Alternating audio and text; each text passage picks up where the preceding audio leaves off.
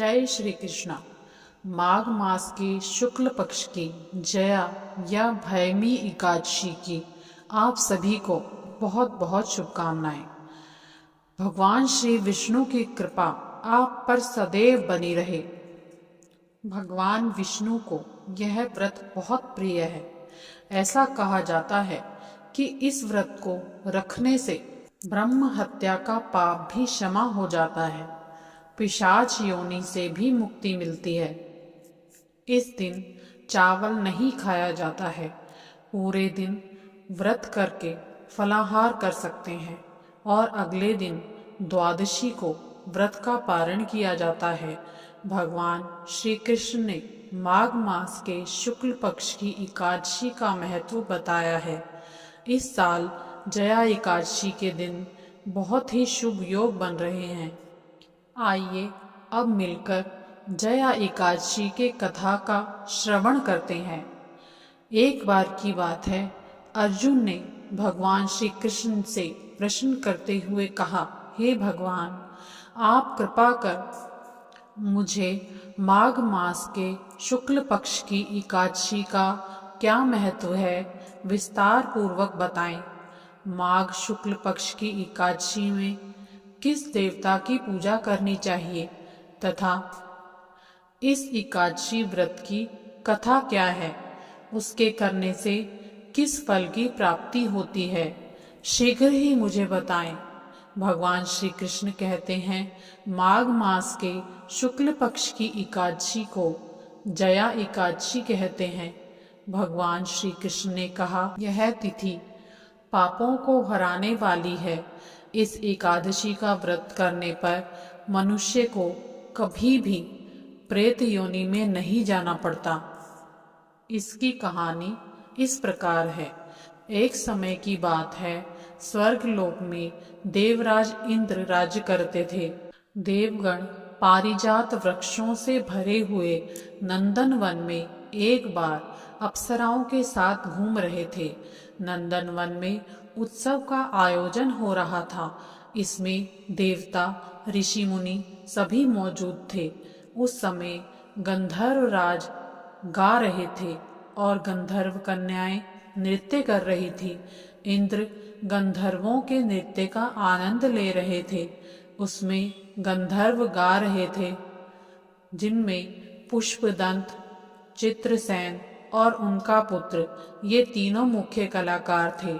चित्रसेन की पत्नी का नाम मालिनी था। मालिनी से एक कन्या उत्पन्न हुई थी जो पुष्पवंती के नाम से विख्यात थी। पुष्पदंत गंधर्व के एक पुत्र थे जिनको लोग माल्यवान कहते थे। माल्यवान पुष्पवंती के रूप पर अत्यंत मोहित थे। ये दोनों भी इंद्र के लिए नृत्य करने के लिए आए थे। इन दोनों का गान हो रहा था। इनके साथ अप्सराएं भी थीं। परस्पर अनुराग के कारण ये दोनों मोह में बह गए। एक दूसरे में खोने के कारण वे शुद्ध गान ना गा सके। कभी ताल भंग हो जाता और कभी गीत बंद हो जाता। इंद्र ने इस पर विचार किया और इसे अपना अपमान समझकर उन पर क्रोधित हो गए। इंद्र ने दोनों को श्राप दिया और कहा, ओ मूर्खों, तुम दोनों को धिक्कार है, क्योंकि तुमने संगीत जैसी पवित्र साधना का अपमान किया है। साथ ही सभा में उपस्थित गुरुजनों का भी अपमान किया है। इंद्र भगवान के श्राप के कारण दोनों पृथ्वी पर हिमालय पर्वत के जंगल में पिशाचनी जीवन व्यतीत करने लगे।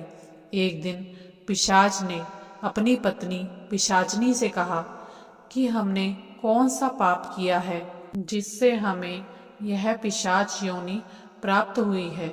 नरक का कष्ट अत्यंत भयंकर है तथा पिशाच योनि भी बहुत दुख देने वाली है। देव योग से उन्हें माघ मास की एकादशी तिथि प्राप्त हो गई। उस दिन उन दोनों ने सब प्रकार के आहार त्याग दिए, जलपान तक नहीं किया, किसी जीव की हत्या भी नहीं की, यहाँ तक कि फल भी नहीं खाया। इससे दुखी होकर वे दोनों एक पीपल के पेड़ के पास जाकर बैठ गए। सूर्यास्त हो गया, उन्हें नींद नहीं आई। अगले दिन जब सूर्योदय हुआ, द्वादशी का दिन आया। उन पिशाचों के द्वारा जया एकादशी के उत्तम व्रत का पालन हो चुका था। उन्होंने रात में जागरण भी किया था। उस व्रत के प्रभाव से तथा श्री विष्णु भगवान की कृपा से दोनों की पिशाचता दूर हो गई। पुष्पवती और माल्यवान अपने पूर्व रूप में आ गए। वे दोनों मनोहर रूप धारण करके विमान पर बैठे और स्वर्गलोक में चले गए। वहां देवराज इंद्र के सामने जाकर दोनों ने बड़ी ही प्रसन्नता से उन्हें प्रणाम किया।